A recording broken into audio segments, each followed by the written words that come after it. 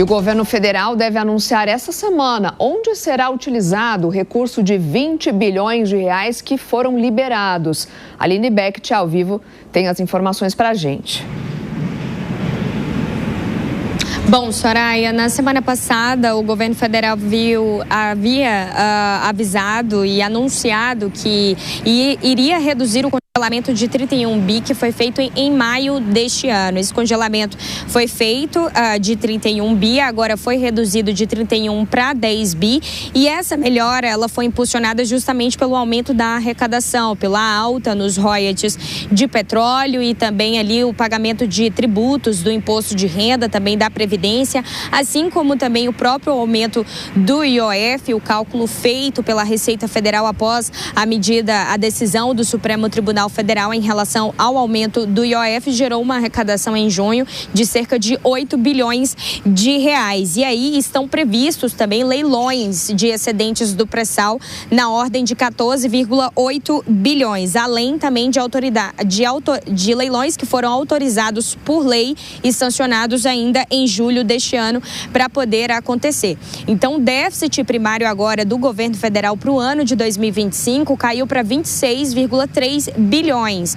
E isso representa uma melhora, até porque o limite ali do governo federal deixar de déficit no ano é de cerca de 30 bilhões. Então, foi reduzido para 26 agora. E, como você bem disse, o detalhamento do que será feito com esses 20 bilhões agora que o governo tem de folga nos cofres públicos em relação às contas públicas está previsto para um decreto que vai ser anunciado, vai ser publicado no dia 30 de julho. Vai ser um decreto de programação orçamentária e financeira e aí o governo dá um prazo para os ministérios, as pastas ministeriais e também os órgãos federais fazerem ali a sua junta orçamentária, o seu cálculo orçamentário do valor das contas, de gastos discricionários e obrigatórios que cada pasta tem que fazer.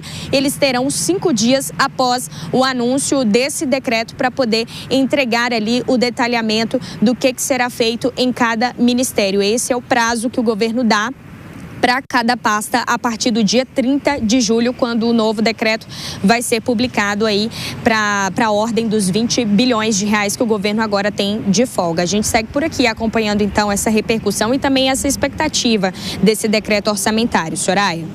Obrigada, Aline, pelas suas informações. Vou chamar aqui os nossos comentaristas, José Maria Trindade e também o Nelson Kobayashi. Zé, vou começar por você. Já dá para imaginar para onde vai esse dinheiro? Quais ministérios, quais políticas públicas poderão ser contempladas?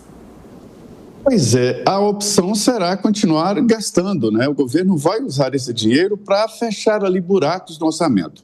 Não precisou nem da oposição para dizer que o orçamento de 2027 está colapsado. A própria ministra do Planejamento, Simone Tebet, veio a público dizer: por outro lado, há dificuldades fiscais sérias.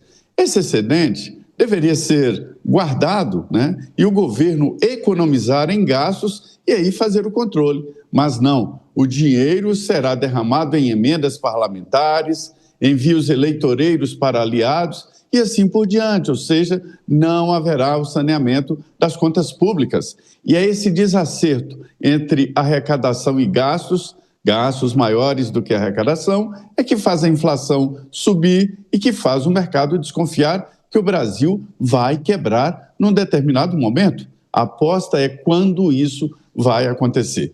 Então, vai continuar a gastança, né, aliviar um pouco, mas continuar na gastança, em vez de fazer uma economia e cortar gastos, em vez de aumentar a arrecadação. Olha, não é uma notícia boa, isso é dinheiro transferido do cidadão para o governo gastar de uma maneira que eu diria até perdulária. Kobayashi, 20 bilhões é um valor razoável. Você também entende que vai continuar indo para a gastança e não exatamente para se fazer uma boa economia nesse momento? Olha, Nonato, diante dos precedentes, do estilo, do modus operandi do nosso Ministério da Fazenda, certamente a gente vai ter. A gente perdeu o contato aqui com o Kobayashi, daqui a pouco ele volta analisando exatamente esse índice. Aliás, já temos aqui a retomada de contato com o Kobayashi. Pode iniciar, Kobayashi, novamente. Você dizia que pelo histórico, sim, pode ser que a gente vá para gastos, é isso? Sim, o histórico nos aponta já o destino desse valor. O histórico, os precedentes nos indicam que o governo vai continuar gastando, como já disse o Zé Maria. Aliás, seria uma surpresa, seria inédito o governo olhar para esse valor, que seria uma gordura ali no orçamento, e fazer algum tipo de investimento, algum tipo de contenção, algum tipo de bom uso do dinheiro público. Que essa é a grande crítica em relação à economia no Lula 3. É o mau uso do dinheiro, é o gasto exacerbado e, por consequência disso, a necessidade de arrecadação para sustentar esse tipo de gastança, né? Aliás, em matéria de economia, é o que mais se fala desde o primeiro mês do governo Lula. Por que se gasta tanto? O arcabouço fiscal foi para esse sentido, a PEC da transição foi nesse sentido.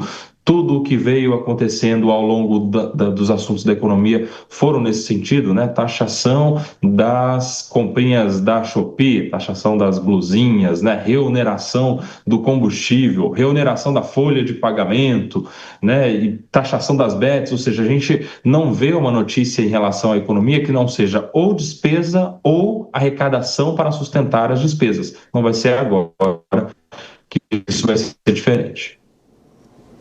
Obrigado, Kobayashi.